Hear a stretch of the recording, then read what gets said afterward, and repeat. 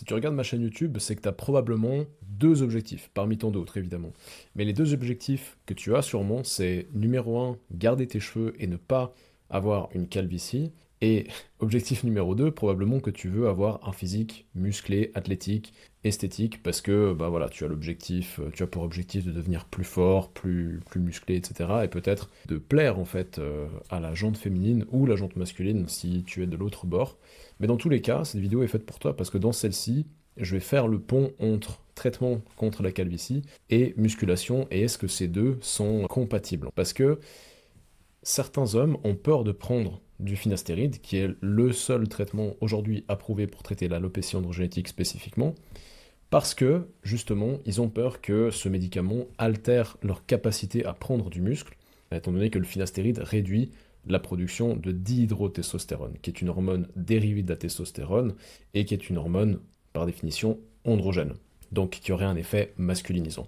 Et vu qu'on a cette idée que les androgènes sont importants pour faire du muscle, pour avoir une barbe, pour avoir une mâchoire carrée, pour être tout simplement plus masculin, il y a cette idée qui est née, cette hypothèse, ce questionnement sur est-ce que le finastéride impacte la capacité à produire de la masse musculaire.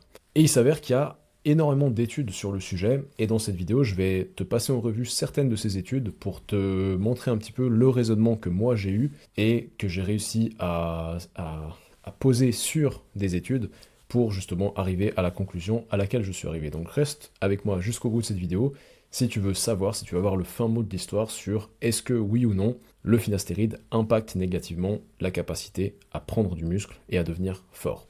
Donc premièrement, il semblerait qu'effectivement la dihydrotestostérone aurait un rôle dans la capacité à synthétiser de la masse musculaire, et ça a été démontré avec une étude qui a observé une réduction de la production de dihydrotestostérone dans les tissus musculaires des rats passé un certain âge. Donc ça veut dire que, apparemment, chez les rats en tout cas, le vieillissement causerait une réduction de la production de dihydrotestostérone dans les tissus musculaires lorsque les rats font un effort physique. Et étant donné qu'on sait que le vieillissement cause une réduction de la masse musculaire, la question arrive, est-ce que cette réduction de masse musculaire est due justement à la réduction de production de dihydrotestostérone dans les muscles suite à l'effort? Et il y a cette deuxième étude qui permet d'y voir un petit peu plus clair sur la question, parce que cette étude démontre qu'effectivement la dihydrotestostérone aurait un effet stimulant sur l'absorption de certains acides aminés, notamment l'isoleucine, dans les tissus musculaires des souris. Donc ça veut dire qu'une augmentation de la dihydrotestostérone pourrait théoriquement stimuler la synthèse protéique musculaire. En tout cas, c'est ce que cette étude suggère, étant donné que cette étude a observé un effet de la dihydrotestostérone sur la synthèse protéique musculaire et sur la présence de certains facteurs anaboliques musculaires, donc certains facteurs de croissance qui exprimeraient un effet anabolique de la dihydrotestostérone sur les tissus musculaires.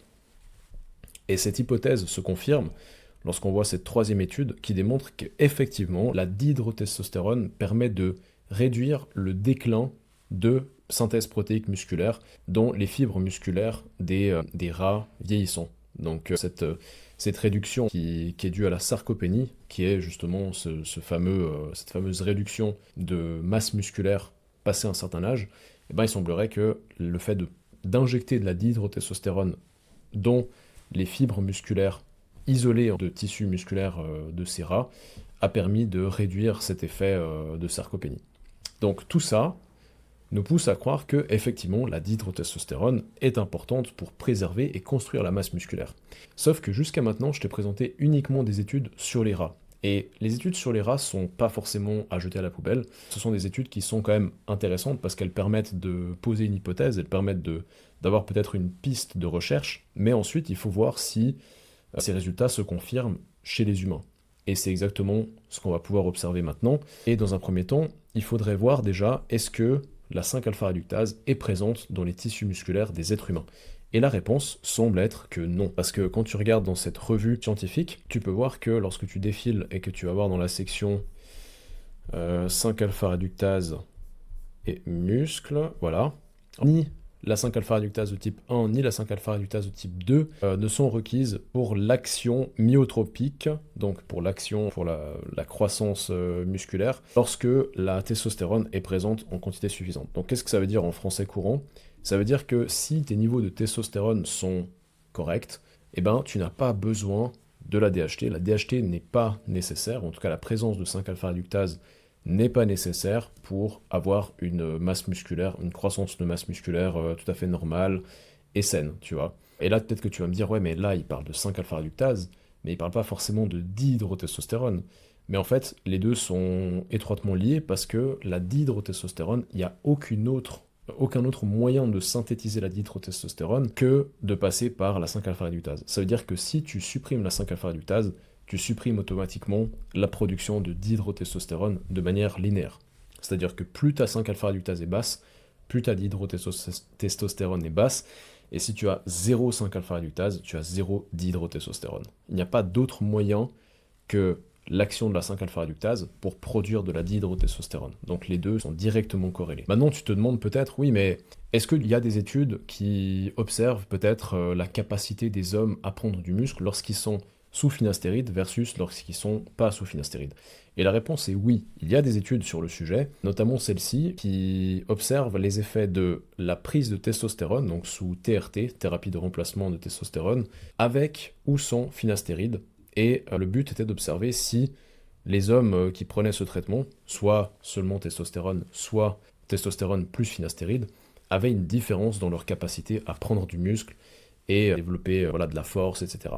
Et il semblerait que tous les marqueurs déterminants soient égaux dans les deux groupes. Ça veut dire que le groupe qui avait testostérone plus finastéride n'a pas eu moins de prise de masse musculaire ou moins de perte de masse grasse ou quoi que ce soit, comparé au groupe testostérone seul. Donc ça veut dire que la testostérone est l'hormone responsable de la composition corporelle, que ce soit au niveau de la minéralisation osseuse, que ce soit au niveau de la prise de masse musculaire, au niveau de la force, et que la DHT n'est pas nécessaire si les niveaux de testostérone sont adéquats. Et cette étude le démontre clairement. Il y a même une autre étude qui le démontre, juste ici. Voilà, c'est un peu la même étude, finalement, la même histoire.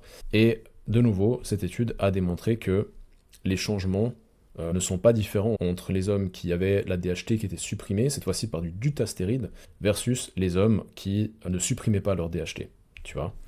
Donc même quand tu prends du dutastéride qui supprime ta DHT à près de 98%, eh ben, tu n'as pas de réduction dans la prise de masse musculaire, tu n'as pas de réduction dans la perte de gras, tu n'as aucun effet sur ta composition corporelle tant que ta testostérone reste adéquate. Et j'appuie sur ce point-là parce que il se peut que si, par exemple, tu as une testostérone qui est déjà basse et que tu supprimes ta DHT, là, il se peut que tu aies, on va dire, des complications à ce niveau-là.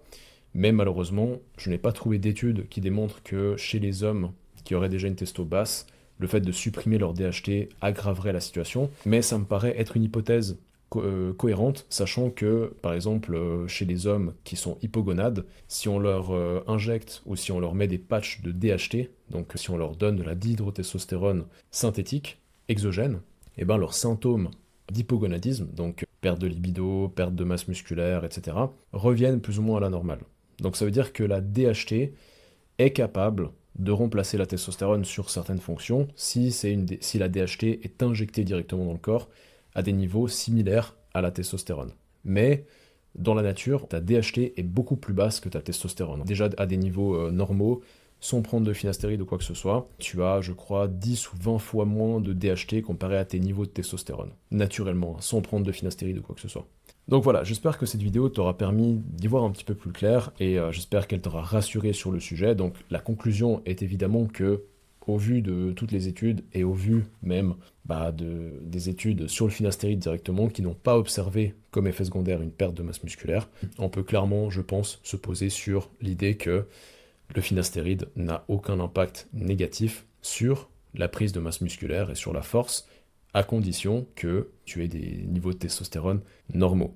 Voilà. En te remerciant d'avoir regardé cette vidéo. Si tu veux que je traite d'autres sujets dans mes prochaines vidéos, n'hésite pas à me le dire dans la barre des commentaires. Et avant de terminer cette vidéo, je sais pas si tu le savais, mais de base, je suis coach sportif de métier, et actuellement, j'ai réouvert quelques places dans mes coachings pour la rentrée. Donc si tu veux que je t'aide personnellement à transformer ton corps, n'hésite pas à cliquer sur le lien qui est en description. C'est un lien dans lequel tu vas pouvoir réserver un appel avec moi. C'est un bilan physique et stratégique dans lequel on va établir clairement tes objectifs sportifs et je vais te donner un plan d'action concret. Je vais te donner exactement quels sont les leviers de progression sur lesquels tu vas devoir appuyer pour obtenir les résultats que tu veux obtenir. Et puis après, si tu veux partir sur un coaching pour que je t'aide personnellement à appuyer sur les bons leviers, bah à ce moment-là, tu pourras prendre un coaching. Ou alors, si tu veux agir seul, bah tu auras toutes les clés en main pour pouvoir le faire suite à notre appel. Donc n'hésite pas à réserver l'appel, je pense qu'il sera d'une énorme valeur pour toi. Et en te remerciant d'avoir regardé cette vidéo, moi je te dis à très bientôt.